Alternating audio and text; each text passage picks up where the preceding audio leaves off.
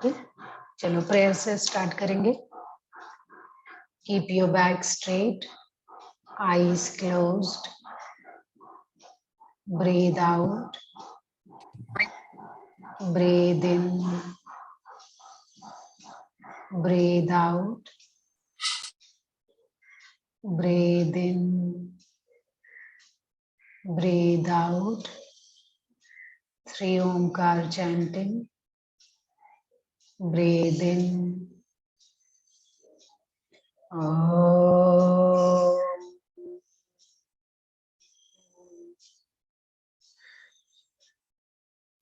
Breathe in.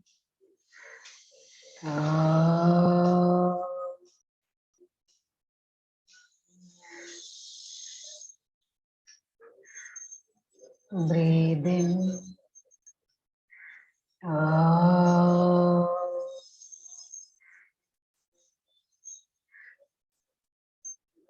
Om Sahana Vavatu Sahana Bhunaktu Sahaviryam Karvavahe Tejasvinavadhitamastu Ma Vidvishavahe.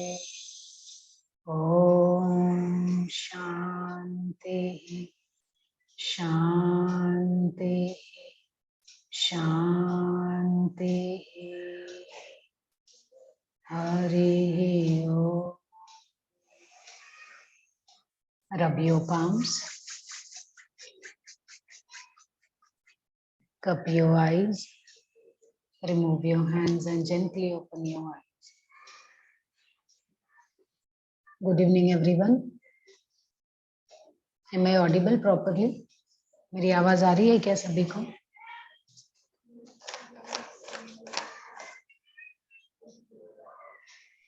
Yes, ma'am. Okay, thank you Jyoti ji. सभी लोग अपना video चालू करेंगे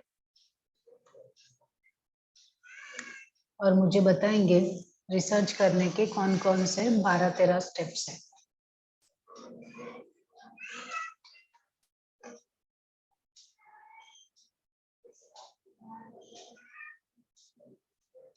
चलो एक एक करके बताएंगे। रिसर्च के 12-13 स्टेप जो है वो कौन कौन से हैं?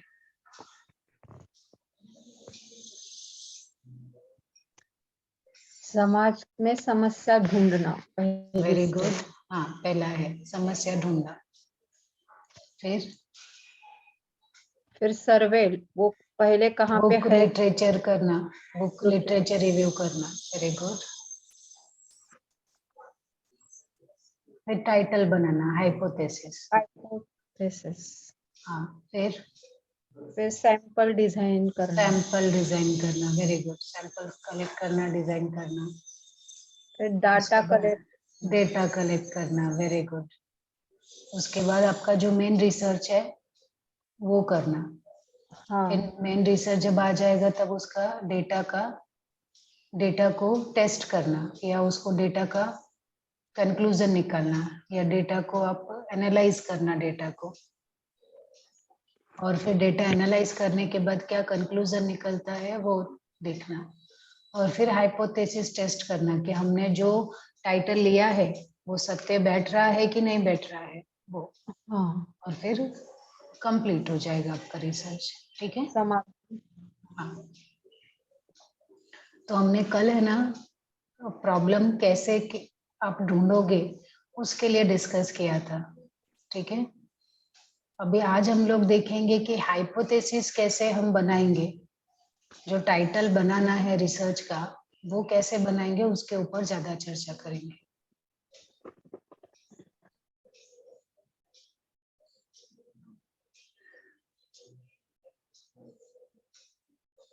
Developing the hypothesis.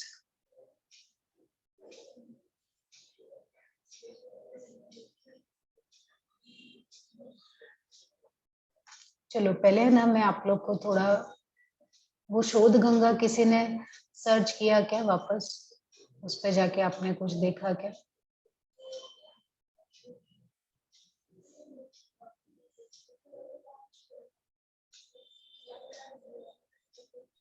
वहाँ पे बहुत सारे आ रहे हैं, तो योग का ही ढूंढने की कोशिश कर रही हूँ मैं। अच्छा, हाँ वहाँ पे योग करके टॉपिक डालेंगे तो आएगा। हाँ चलो मैं आपको है ना थोड़ा वहां से करते हैं हम लोग।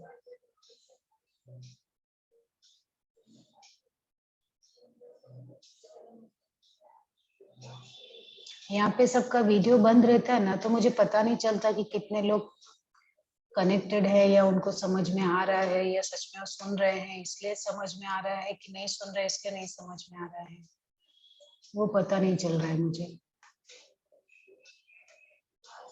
ठीक है, ये योगा का हमने डाला यहाँ पे और हमारे पास अराउंड 286 रिजल्ट आ गया है। और इसमें से देखते हैं कोई एक।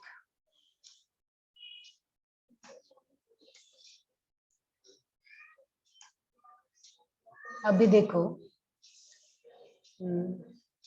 ये जो लिखा है ना सब, अ comparative study of Patanjali Ashtanga yoga with सप्तांग yoga, इसको ही हाइपोथेसिस बोलते हैं। Patanjali Raj yoga and yoga Upanishad a comparative study, यही हाइपोथेसिस है। Comparative effect of shavasana and the yoga meditation on biophase, angle, resting, metabolic rate and emotional intelligence in students of yoga college. ये क्या है? Hypothesis है। योग दर्शन में प्राणायाम, ये हाइपोथेसिस है। सब्जेक्ट रखना या हाइपोथेसिस, टाइटल रखना वही, हाँ टाइटल रखना वही हाइपोथेसिस है ना। जैसे philosophical understanding of yoga in the Vedas, Upanishad, Buddhism, Jainism, Patanjali yoga and integral yoga. Okay, कुछ हिंदी वाला देखते हैं अगर आपको हिंदी वाला कुछ रहेगा। यहाँ पे है कुछ हिंदी।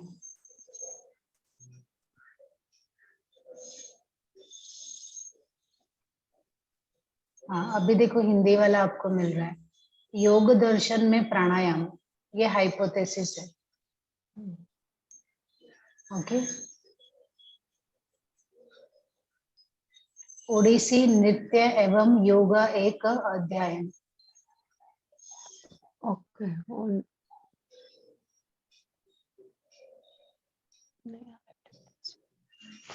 के समग्र व्यक्तित्व विकास में पतंजलि योग की भूमिका। अच्छा सब्जेक्ट है ना। टाइटल क्या है? समग्र है। व्यक्तित्व विकास में पतंजलि योग की भूमिका।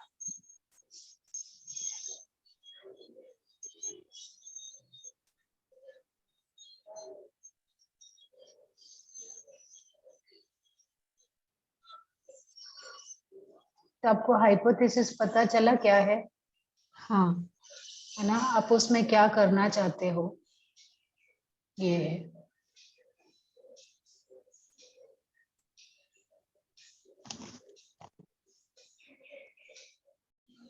ओके, तो चलो डेवलपिंग द हाइपोथेसिस। आप हाइपोथेसिस को बनाओगे कैसे? क्योंकि हाइपोथेसिस भी सेलेक्ट करना या उसको बनाने में भी ना, पहली बार आपने लिया रहेगा हाइपोथेसिस कुछ और रहेगा, लेकिन जैसे जैसे आप रिसर्च करते जाओगे ना या लिटरेचर रिव्यू करोगे ना, तब आपको लगता है कि नहीं इसका टाइटल तो थोड़ा और चेंज होना चाहिए। ठीक है, तो हाइपोथेसिस किससे आया है? हाइपो से आया है, जिसका मतलब होता है लेस देन, मतलब कम से कम शब्दों में आपकी जो बात है उसको बता देना। ठीक है, विच मीन्स लेस देन और less certain than a thesis. और साथ में ही आप उस स्टडी को अभी करने वाले हो, आप आपने किया नहीं है ना, तो वैसे बताना कि ऐसा लगता है कि अभी तक इसका कंक्लूजन नहीं निकला है, लेकिन ये मुझे ऐसा लगता है ना। प्रिजम्पटिव स्टेटमेंट, मतलब कि आपका ऐसा मानना है। ओके, प्रपोजिशन और रीजनेबल गेस, आप ऐसा मानते हो, ऐसा गेस करते हो कि इससे ये होगा। Based upon the available evidence which the researcher seeks to prove through his study, जो आपके पास एविडेंस है, जो भी आपके पास मौजूद है, किताबें, डेटा जो भी है उसके, है ना, उसके अवेलेबल जो एविडेंस है उसके अनुसार आप क्या टाइटल देना चाहते हो, क्या प्रूफ करना चाहते हो, वही हाइपोथेसिस है। अभी हाइपोथेसिस जो है उसका प्लूरल इज हाइपोथेसिस और ग्रीक वर्ड से आया है हाइपोथेनियाई, meaning is to put under, to suppose, मतलब ऐसा हम मानते हैं कि ये होगा, ऐसा मान के चलते हैं कि मैं ये प्रूफ करने वाला हूँ, वो मानना है ना। और हम साइंटिफिक हाइपोथेसिस तैयार करते हैं क्योंकि हम उसका साइंटिफिक तरीके से उसको हम टेस्ट करने वाले हैं। और इसका जो डेफिनेशन है according to Lundberg, a hypothesis is a tentative generalization the validity of which remains to be tested. In its most elementary stage, the hypothesis may be any hunch, guess, imaginative idea which become the basis for action or investigation. Okay, तो लर्नबर्ग के हिसाब से जो आपका hypothesis है वो test करने वाले हो आप कि ऐसा होता है क्या, वो अभी बाकी है टेस्ट करने का।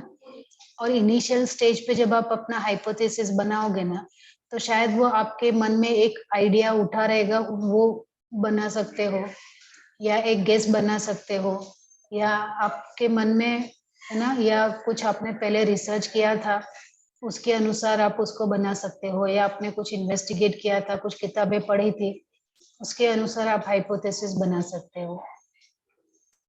Okay, now Goode and Hatt have defined it as a proposition which can be put to test to determine its validity. A hypothesis is a statement temporarily accepted as true in the light of what is at the time known about a phenomena, and it is employed as a basis for action in the search of new truth. या hypothesis एक temporarily आप accept करते हो कि ये ऐसा है और मैं इसको प्रूफ करने जा रहा हूँ, एक सर्टेन टाइम में, एक सर्टेन लिमिटेशन में आप उसको प्रूफ करने जा रहे हो। Now source of hypothesis. Hunch मतलब क्या होता है, तो आप पूछो ना, अनम्यूट करके पूछो, ऐसे पूछोगे तो मुझे, मैं हर बार आपका चैट बॉक्स नहीं देख पाऊंगी। तो हंच मतलब होता है, देखो यहाँ पे मैंने लिखा भी है, जो आपके मन में कभी कुछ आता है ना, आपकी फीलिंग, आपको ऐसा लगता है कि ऐसा होता है, आपकी फीलिंग के हिसाब से भी आप अपना हाइपोथेसिस टाइटल रख सकते हो।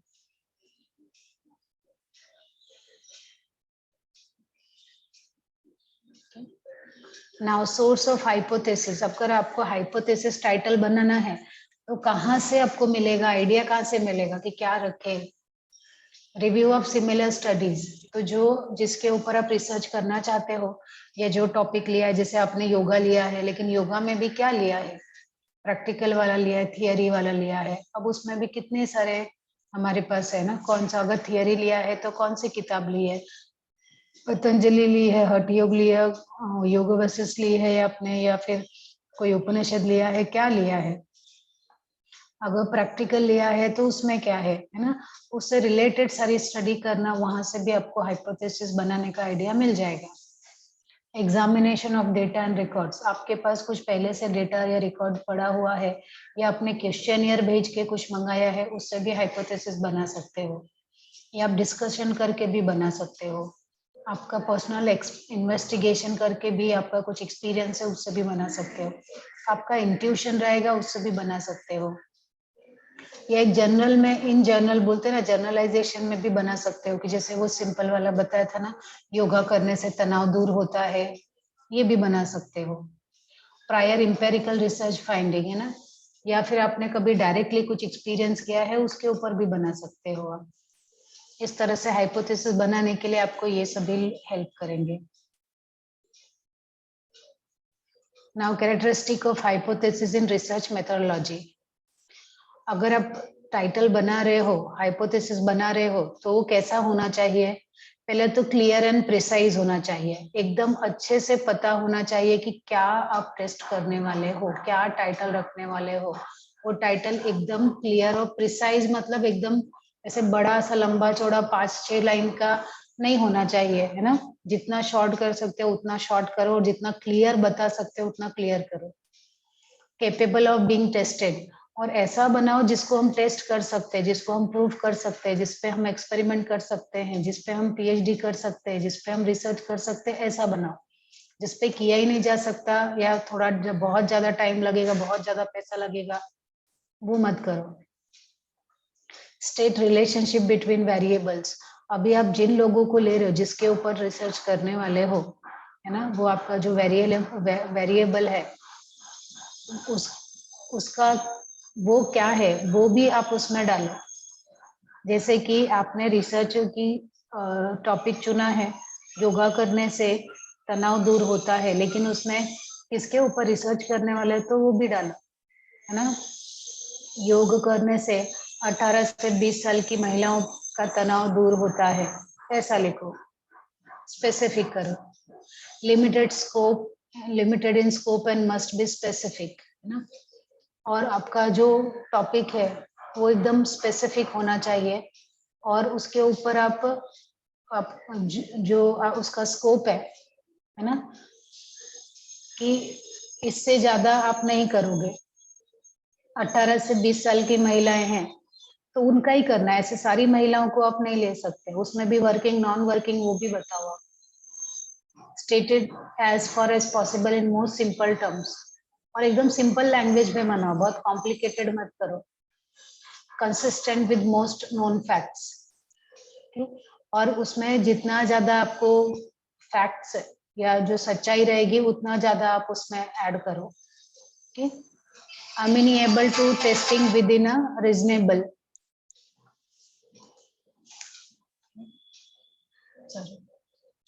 amenable to testing within a reasonable time, है ना। और एक पर्टिकुलर समय में, जैसे आप पीएचडी करने जाओगे तो आपके पास 3 साल 5 साल का समय होता है, उतने समय में वो काम कर सकते हो कि नहीं कर सकते, वही वाला लो, है ना। 20-30 साल वाला जिसमें रिसर्च करना है वैसा मत लो आप। Must explain the fact that give rise to the need for explanation. और ऐसा ही फैक्ट आप ढूंढो, ऐसा ही आप टाइटल ढूंढो जिसका एक्सप्लेनेशन आप कर सकते हो, जिसको आप रिसर्च में ला सकते हो, जिसके ऊपर रिसर्च कर सकते हो, या अगर आपने थियरी वाला लिया है तो उसको एक्सप्लेन कर सकते हो, ऐसा ही लो।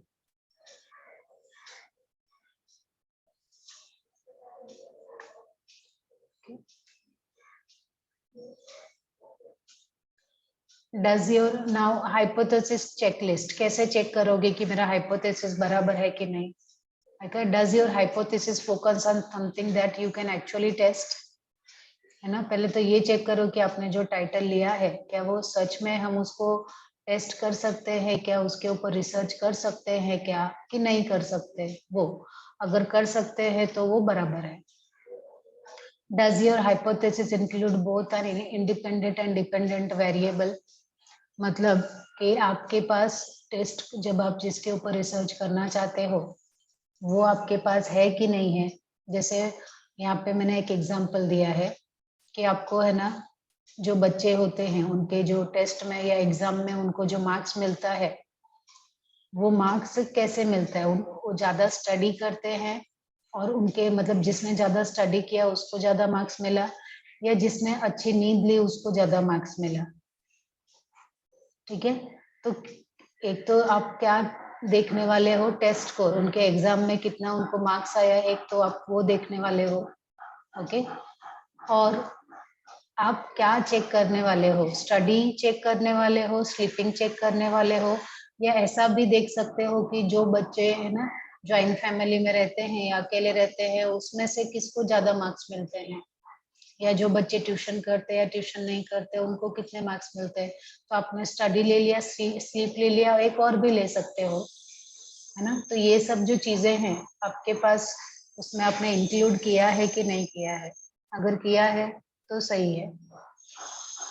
Can you manipulate the variables, आपके जो वेरिएबल्स है आपने जिसको लिया है, टेस्ट स्कोर लिया है ना, जैसे मुझे बच्चों के मार्क्स स्कूल में उनको जो मार्क्स मिलते हैं, है ना, उसको हम मैनिपुलेट कर सकते हैं क्या, या टेस्ट स्कोर जो है उसको मैनिपुलेट कर सकते हैं क्या। मतलब कि अगर कभी आपका हाइपोथेसिस आपको चेंज करना हुआ क्योंकि कभी कभी ऐसे होता है कि आप रिसर्च करना चालू करते हो, आपने रिसर्च तो किसी एक टॉपिक पे लिया था, लेकिन बाद में आपको वो टॉपिक चेंज करना पड़ जाता है ना। तो ऐसी स्थिति में आपको टॉपिक जब चेंज करना हुआ तो टेस्ट स्कोर बाद में जब आपने एक्चुअली आपने टेस्ट स्कोर बच्चों का टेस्ट एग्जाम में कितने मार्क्स है वो आप ढूंढ रहे थे, और उसके लिए आपने उनकी स्टडी, उनकी पढ़ाई कितनी करते हैं उसको चेक कर रहे हो, आप कितनी नींद लेते हो उसको चेक कर रहे हो, ऐसे दोनों चीजें चेक कर रहे हो, ठीक है। लेकिन बाद में धीरे धीरे आपको और भी बातें निकल के आई, तो वो उसमें चेक कर डाल सकते हो कि नहीं डाल सकते, वो भी चेक करो। और आपने जो हाइपोथेसिस बनाया है उसके कोई ना वो हमारा एथिकल जो वैल्यू है उसको वायलेट तो नहीं कर रहा है, आपके टाइटल से किसी को, किसी समाज को, या कोई वैल्यू ऐसी है, कोई मूल्य ऐसा है जिसको हम ठेस तो नहीं पहुंचा रहे हैं, या उसके समाज के किसी रोल को तोड़ तो नहीं रहे हैं, है ना, वो भी देखना पड़ता है।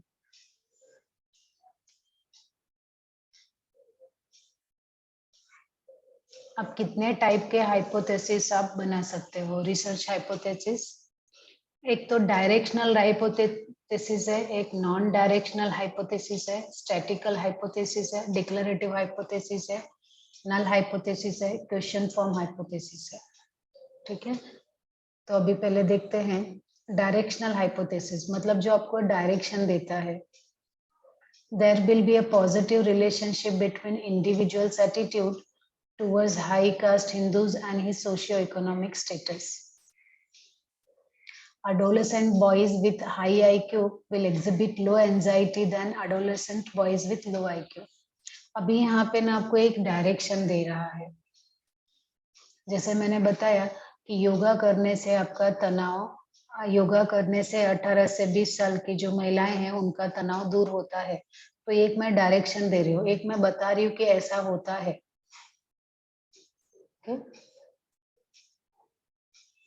एक स्टेटमेंट के द्वारा बता रही हूँ। तो ये डायरेक्शन कि मैं इस दिशा में काम करने वाली हूँ और ऐसा होता है, ऐसा मैं मान के चलती हूँ, वो डायरेक्शनल हाइपोथेसिस है। अभी नॉन डायरेक्शनल हाइपोथेसिस में क्या होगा? There will be difference in the adaptability of father and mothers towards caring of their children. There is a difference in the anxiety level of adolescent girl of high IQ and low IQ. मतलब यहाँ पे कुछ हमें direction नहीं पता चल रहा है, हम इसमें क्या करने वाले, मतलब किस डायरेक्शन में करने वाले हैं या रिजल्ट इसका किस डायरेक्शन में जाएगा वो हमें मालूम नहीं है, क्योंकि अभी तक हमने चेक नहीं किया है। हम लोग क्या करेंगे, जो किशोर अवस्था की लड़कियां होती हैं उनका एंजाइटी लेवल चेक करना है हमें, है ना। और जो बहुत स्कॉलर लड़कियां हैं जिनका हाई आईक्यू है उनका, और जो ऐसी लड़कियां हैं जिनका आईक्यू लो है, जिनकी बुद्धि थोड़ी कम है और जिनकी बुद्धि थोड़ी ज्यादा है ना, ऐसे किशोरावस्था की लड़कियों को आपने देखा। अब इसमें से आपको चेक करोगे कि जो हाई आईक्यू है, जिनकी बुद्धि ज्यादा तेज है, तो उनमें एंजाइटी लेवल, और जिनकी बुद्धि कम है उनमें एंजाइटी लेवल, है ना, कितना डिफरेंस है दोनों में। अभी ये डिफरेंस आपको मालूम नहीं है, डिफरेंस आप अभी निकालोगे, तो आपको अभी डायरेक्शन नहीं पता कितना डिफरेंस आएगा, तो ये नॉन डायरेक्शनल हुआ।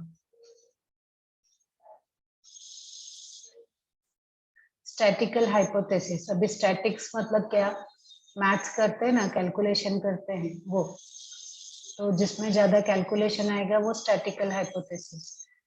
The mean reading achievement of the population of third grade student taught by method A equals the mean reading achievement of the population taught by method B, है ना। अगर आप बच्चों को एक मैथ सिखाना है, उनको दो तरीके से सिखाया, method A and method B, है ना, तो किसमें से कौन सा मेथड से सिखाने पे उनको ज्यादा मार्क्स मिले, तो है ना, तो उसके लिए क्या आप मीन निकाल रहे हो, एवरेज निकाल रहे हो, इसमें मैथ्स रहेगा, है ना। या आप कोई भी मेथड से सिखा रहे हो, मेथड ए मेथड बी, तो किसमें ज्यादा बच्चे ज्यादा मार्क्स स्कोर करेंगे, उसका एवरेज निकालोगे ना, तो वो है statistical hypothesis. Now declarative hypothesis, नाम से ही पता चल रहा है जो आप डिक्लेयर करते हो। The academic achievement of extroverts is significantly higher than that of the introvert. मतलब कि जो लोग है ना बहिर्मुखी होते हैं वो एग्जाम में या है ना पढ़ाई में या एकेडमिक में ज्यादा अच्छा मार्क्स लाते हैं, और जो इंट्रोवर्ट होते हैं अंतर्मुखी होते हैं उनको कम मार्क्स मिलता है, या वो एकेडमिक अचीवमेंट कम रहता है। ये डिक्लेयर किया है। अभी इसी को बाद में वो टेस्ट करने वाले हैं, इसी के ऊपर रिसर्च करने वाले हैं, लेकिन उन्होंने यहाँ पे डिक्लेयर किया एक स्टेटमेंट के through. Now null hypothesis, okay. There is no significant difference between the academic achievement of high school athletes and of non-athletes. मैं आपको सिंपल सा एग्जांपल देती हूँ नल हाइपोथेसिस से। योगा करने से तनाव दूर नहीं होता है, ठीक है।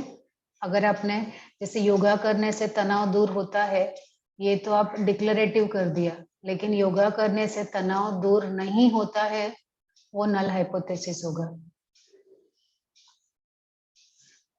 मतलब जो चीजें आपको ऐसा लग रहा है कि है ना कि मोस्टली ऐसा होता है, ये पॉसिबल है, तभी तो मैं इसके ऊपर योगा के ऊपर काम करने जा रही हूँ, आपको मालूम है, लेकिन फिर भी आपने लिया कि चलो मान लेते हैं कि नहीं होता है। फिर आपने सिखाया लोगों को और उसका डेटा कलेक्ट किया, और बाद में जब सबका पॉजिटिव रिजल्ट आया तब आप बोलोगे कि हाँ अब मुझे ऐसा रिजल्ट आया, इसलिए मैं मानती हूँ कि योगा करने से तनाव दूर होता है। क्लियर है क्या सभी को?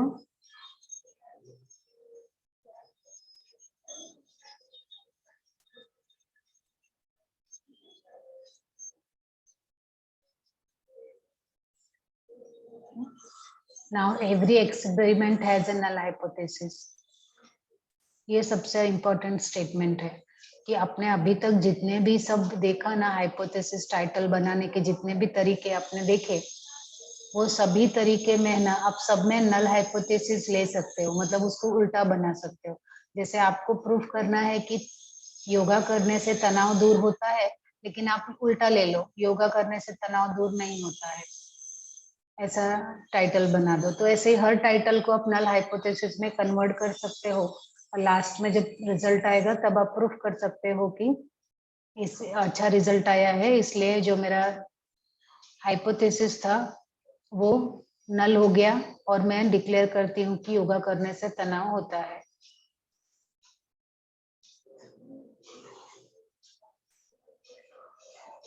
अभी यहाँ पे बहुत सारे एग्जाम्पल दिया है मैंने। If you do an experiment to see if a medicine works, the null hypothesis is that it doesn't work. ना, अगर आप एक दवाई किसी ने बनाई, एक फार्मा कंपनी ने एक दवाई बनाई है और वो दवाई वो लोगों को दे रही है, लेकिन वो दवाई काम करती है कि नहीं उसको टेस्ट करने के लिए वो नल हाइपोथेसिस भी ले सकते हैं कि ये दवाई काम नहीं करती है। okay? या लोगों को वेनिला आइसक्रीम और चॉकलेट आइसक्रीम है ना कौन सी ज्यादा पसंद है, ऐसा आपको करना है। ओके, तो आपको ऐसा लिखना पड़ेगा कि वेनिला हाइपो, हाँ हाँ सुनीता जी चापते सुनीता जी, ओके। आपको फिर ऐसा हाइपोथेसिस लेना पड़ेगा कि वेनिला और चॉकलेट सभी लोग दोनों को उतना ही पसंद करते हैं, लेकिन जब आप एक्सपेरिमेंट करोगे लोगों के साथ, क्वेश्चनियर भेजोगे, तब आपको पता चलेगा कि किसको ज्यादा करते हैं किसको कम करते हैं।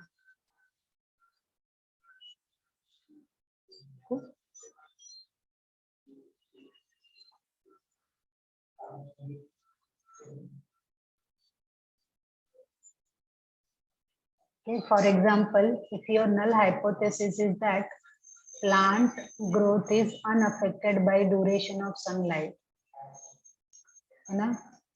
अभी आप सभी को मालूम है कि जब जो पौधा है वो किससे बढ़ता है, सूरज की रोशनी पड़ती है उससे ही वो पौधा बढ़ता है, लेकिन नल हाइपोथेसिस में कैसे लेंगे कि पौधे के विकास पे सूर्य प्रकाश का कोई असर नहीं होता है। ऐसा लोगे ना तो वो हो गया नल हाइपोथेसिस। ठीक है, क्लियर है कि नहीं है किसी को? नल हाइपोथेसिस क्लियर है ना? क्योंकि हर स्टेटमेंट उल्टा लो जाओगे, बहुत सिंपल है नल हाइपोथेसिस। कोई भी स्टेटमेंट में ना डाल दो या उसको डिनाई कर दो और बाद में वो प्रूफ कर दो। लेकिन प्रूफ करते समय अगर आधा आधा रिजल्ट बना तो समझो कोई योगा करने से तनाव मुक्त हो रहा है, कोई नहीं हो रहा है, हाँ, ऐसा आया तो तो वो डाल सकते। 50% आया नहीं तो 50% आया ना आपको रिजल्ट। तो हाँ 50% अगर रिजल्ट आया है तो उसको आप बता सकते हो कि मुझे यहाँ पे 50% रिजल्ट आया है, उसकी वजह से तनाव दूर भी होता है, नहीं भी हो सकता है, ऐसा करके आपका स्टेटमेंट होगा फिर। ओके, और लेकिन आप है ना इसके साथ जैसे सिर्फ तनाव को, जब आप किसी को टेस्ट करने लगते हो या किसी को अपने एक्सपेरिमेंट में शामिल करते हो ना, तो सिर्फ आप उसके तनाव का ही लेवल नहीं देखते हो, है ना। जैसे स्ट्रेस करके एक टेस्ट होता है, स्ट्रेस टेस्ट बोलते हैं उसको। स्ट्रेस टेस्ट करते हो तो उससे आपको पता चलेगा कि एक्सपेरिमेंट करने से पहले, मतलब उसको योगा सिखाने से पहले आपने उसका टेस्ट किया, जो भी टेस्ट रिजल्ट आया, फिर आपने 6 महीने योगा सिखाया और बाद में उसका टेस्ट स्ट्रेस का वापस टेस्ट किया, दोनों को आपको कंपेयर करना है ना। लेकिन इस दौरान आप उसकी और भी इंडिपेंडेंट वेरिएबल भी आपके लेते हो, सिर्फ एक ही ऐसा नहीं कि सिर्फ स्ट्रेस का टेस्ट करते हो आप, उसके साथ आप उसका दिनचर्या, उसकी खान पान, जागना सोना।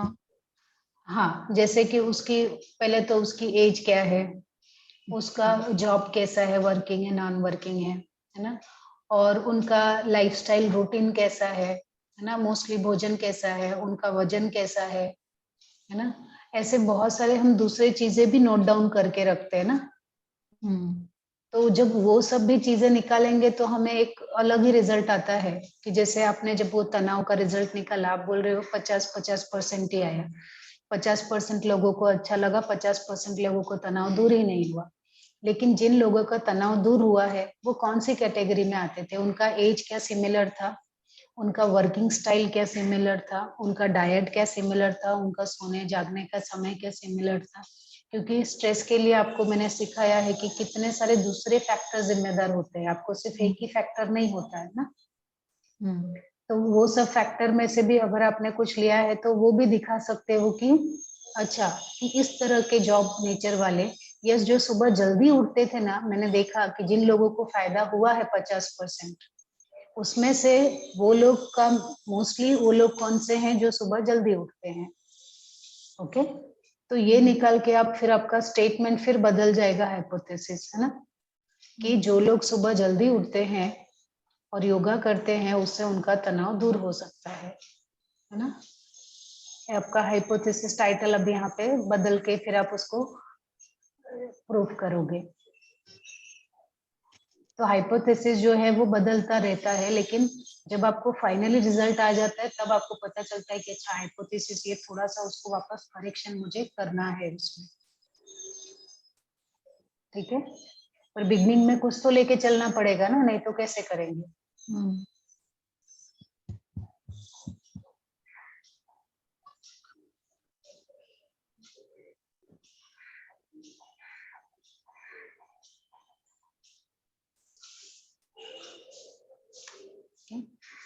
For example, a researcher might be interested in the relationship between study habits and test anxiety. Test anxiety decreases as a result of effective study habit. Okay, अभी आपको यहाँ पे अगर आपको हाइपोथेसिस सेलेक्ट करना है कि जो लोग ज्यादा पढ़ाई करते हैं उनको एग्जाम के समय कम तनाव होता है ना, ये आपको भी मालूम है, तो आप लेकिन आप उसको टेस्ट करना चाहते हैं कि क्या ये सही है कि कुछ और तरीका है। तो आपने यहाँ पे क्या हाइपोथेसिस लिया कि परीक्षा के तनाव को कम करने के लिए अच्छी पढ़ाई की आदत डालो, है ना, या अच्छी पढ़ाई की आदत डालनी चाहिए, आपने ऐसा लिया है। तो उसको प्रूफ करोगे। अगर इसी को नल हाइपोथेसिस में करना हुआ तो अच्छी पढ़ाई की आदत से परीक्षा के परिणाम पे कोई असर नहीं होता है, ऐसा भी लिख सकते हो। या अच्छी पढ़ाई की आदत डालने से परीक्षा में तनाव नहीं होता है, या तनाव होता है। अच्छी पढ़ाई करने से भी परीक्षा में तनाव होता है, ऐसा भी डाल सकते हो। या अच्छी पढ़ाई करने से परीक्षा के तनाव में कोई कमी नहीं आती है, ऐसा भी हाइपोथेसिस डाल सकते हो। तो नल हाइपोथेसिस हो जाएगा, उसका उल्टा।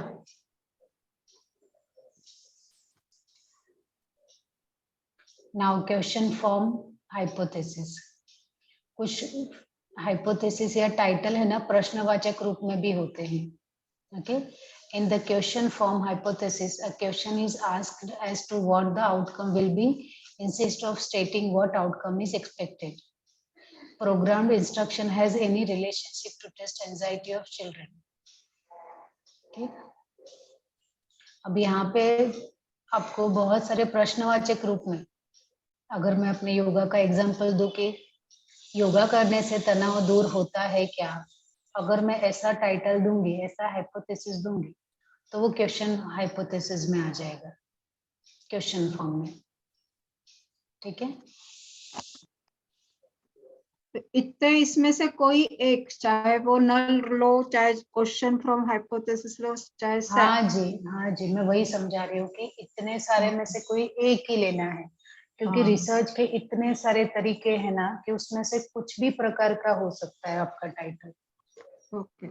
अब जाके समझ में आया है ना, तो मुझे अभी समझा कि आपको समझ में आया है, लेकिन बाकी सबका नहीं समझा है। ठीक है, हाँ, मैं वही समझा रही हूँ कि वो क्वेश्चन फॉर्म में भी हो सकता है, नल भी हो सकता है, सेंटेंस में भी हो सकता है, डिक्लेरेटिव नॉन डिक्लेरेटिव भी हो सकता है। जो जिस पे लेना है उस पे ही फोकस करके रखे तो भी चलेगा। हाँ, फोकस उस पे करके रखो, लेकिन धीरे धीरे बाद में जाके थोड़ा बदलाव भी उसमें कर सकते हो। हाँ हाँ। अभी यहाँ पे भी देखो, declarative form of the hypothesis might be teaching children through the programmed instruction material will decrease their test anxiety. अभी ये डिक्लेरेटिव टाइप का हाइपोथेसिस है, मतलब जिसमें हम क्लियरली बता रहे हैं कि हम क्या चाहते हैं, या मैं हमने जो प्रूफ करना है ना, वो हम पहले से ही क्लियर है कि ऐसा होता है, वो डिक्लेरेटिव है। तो इसमें क्या है, अगर हम बच्चों को एक प्रोग्राम, एकदम अच्छे से प्रोग्राम तरीके से, एकदम सिस्टमैटिक तरीके से, है ना, मटेरियल के साथ अच्छे से उनको पढ़ाई करवाएंगे, तो उनको परीक्षा में तनाव कम होगा, ऐसा एकदम डिक्लेरेशन के साथ, राइट। अभी नल में क्या किया, उसी को नल में कन्वर्ट कर दिया। अभी नल तो लेकिन सबको समझ में आ गया ना, ठीक है। तो डिक्लेरेटिव, नल, ये सब एग्जाम्पल मैंने सिर्फ उसको समझाने के लिए दिया है। अगर हाँ अभी हाँ। समझ में आ गया तो ये सब आप पीपीटी पढ़ोगे तो भी समझेगा आपको, है ना। देखो, डायरेक्शनल, नॉन डायरेक्शनल, डिक्लेरेटिव, नल, क्वेश्चन फॉर्म। डायरेक्शनल मतलब कि देखो यहाँ पे एग्जाम्पल भी सब दिया है मैंने। डायरेक्शनल मतलब आप एकदम क्लियर बता रहे हो कि मैं, है ना, योगा करने से 18 से 20 साल की महिलाओं का तनाव दूर होता है। मैं एक डायरेक्शन के साथ बता रही हूँ कि इतने से इतने एज ग्रुप को मैंने करवाया। नॉन डायरेक्शनल मतलब आपको मालूम नहीं है कि योगा करने से 18 से 20 साल की जो महिलाएं हैं और 18 से 20 साल के जो पुरुष हैं, उसमें से किसका तनाव ज्यादा दूर होगा, है ना। क्योंकि अभी भी मालूम नहीं, अभी वो टेस्ट करोगे दोनों को तब जाके मालूम पड़ेगा आपको। डिक्लेरेटिव में आपने एक स्टेटमेंट के साथ बता दिया ऐसा ही होगा, नल में उसका उल्टा कर दिया, क्वेश्चन में एक क्वेश्चन के तरीके से पूछ लिया कि होगा क्या, ऐसा आपको भी मालूम नहीं है ऐसा। ठीक है, तो ये सब एग्जाम्पल के साथ ही सब दिया है। किसी को कुछ पूछना है तो पूछिए। हाइपोथेसिस बनाना कैसे है, टाइटल बनाना कैसे है, और मैंने अभी दिखा दिया टाइटल मतलब क्या, हाइपोथेसिस मतलब क्या, वो भी दिखाया आपको मैंने, है ना, शोध गंगा वाला।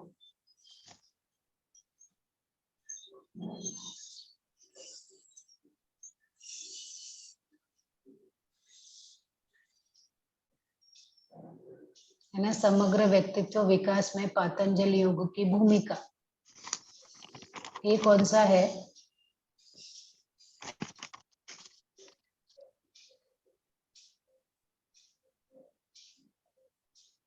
डायरेक्शनल है, नॉन डायरेक्शनल है, क्वेश्चनियर में है, किस में है ये? डायरेक्शनल।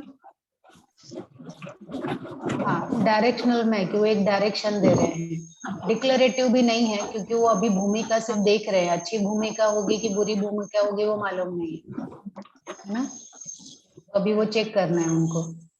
तो डायरेक्शन नहीं होगा। हाँ,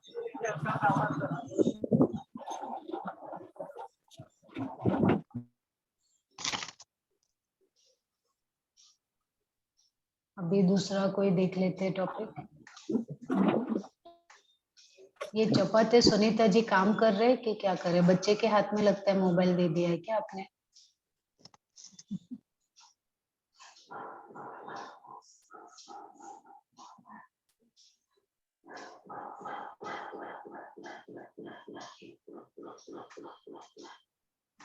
अभी हम लोग ये वाला देख लेते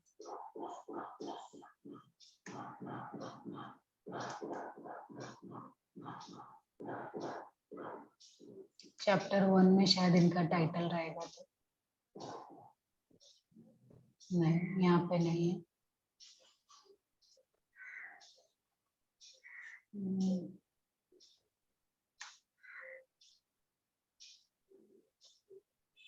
टाइटल यहाँ पे है पर उसका पेज नहीं दिया इन्होंने ना। A study of effect of yoga on academic achievement and memory on B.Ed trainee। देखो उन्होंने क्या किया है, जो B.Ed के ट्रेनी होते हैं ना उनके ऊपर उन्होंने रिसर्च किया ना, योगा उनको सिखाया तो उनकी मेमोरी के ऊपर और उनकी पढ़ाई के ऊपर, उनके मार्क्स के ऊपर कितना अच्छा मार्क्स मिला और उनकी मेमोरी ज्यादा हुई कि नहीं उसके ऊपर उन्होंने रिसर्च किया है ना, B.Ed ट्रेनिंग के ऊपर।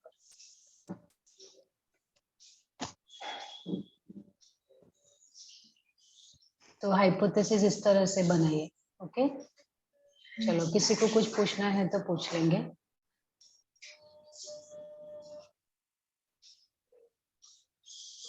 पिछली बार हमने देखा था कि प्रॉब्लम को कैसे पहचानना है, इस बार हमने देखा हाइपोथेसिस कैसे बनाना है। अभी और भी टॉपिक ले लूं। एग्जाम में हाँ, एग्जाम में इतने सारे हाइपोथेसिस में से कोई एक पर आपको पूछा जाएगा, हमको ऐसे नहीं भी नहीं, नहीं है। आपको एग्जाम में हाइपोथेसिस क्या है वो एक्सप्लेन करना रहेगा।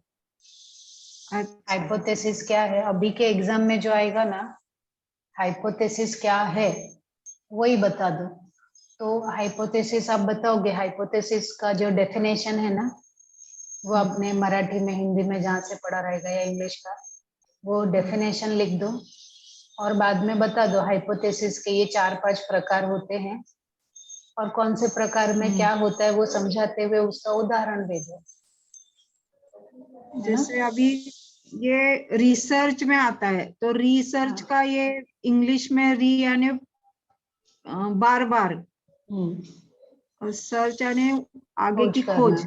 हाँ ऐसे उसका फिर ये भी हाइपोथेसिस में भी वैसे दो अभी आपने जैसे डेफिनेशन में बताया कि हाँ, डेफिनेशन ये वो कहाँ से आया है, ग्रीक वर्ड से आया है, वैसा सब इंट्रोडक्शन में आप लिख सकते हो और बाद में बता सकते हो कि हाइपोथेसिस कितने प्रकार का होता है ना, डायरेक्शनल है, नॉन डायरेक्शनल है, क्वेश्चन फॉर्म में भी हो सकता है वो, और उसका उदाहरण दे दो एक एक, हाँ है ना। उदाहरण एकदम इजी वाला ही रखो। अभी आपको हाँ, समझ में आया है ना क्या मैंने वो योगा और वो बताया है ना, 18 से तनाव का, हाँ, योगा एंड स्ट्रेस मैनेजमेंट बताया है। तो उसके जैसा ही आप वही एक सिंपल सा एग्जांपल याद रख के वही एग्जांपल सब में ऐड करो तो भी चलेगा। मतलब आपको सिर्फ समझना है और लिखना है, और रट्टा हाँ, मारने जैसा इसमें कुछ है ही नहीं, क्योंकि रट्टा मार के करना क्या है, क्योंकि आपको तो रिसर्च करना है ना कि उसको बाय हार्ट करना है ना। हाइपोथेसिस बनाना है, हाइपोथेसिस को रट्टा नहीं मारना है। आप नया जो रिसर्च करेंगे उसका टाइटल बनाओ, हाइपोथेसिस बनाओ।